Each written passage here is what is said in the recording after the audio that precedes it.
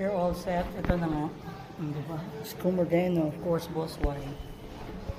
So, first, may sabon. Sabon natin siya. Maliguyan si Daddy. Maliguyan si Daddy. So, at this moment naman, gumagawa tayo ng flowers for Daddy. Ito yung totoong bulaklak. And ito yung rose na binili ni Pango, ni Alpha. Okay.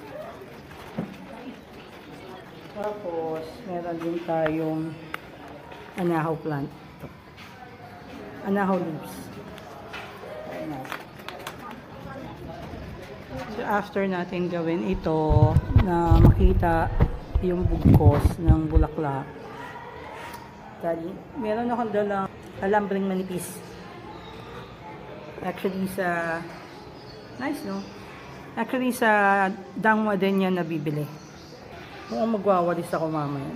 This was last year pa, so may natira. Kasi pag bumili ka ng 25 pesos, marami na yon. Kaya, pwede mo siyang gawin again, gamitin the following year.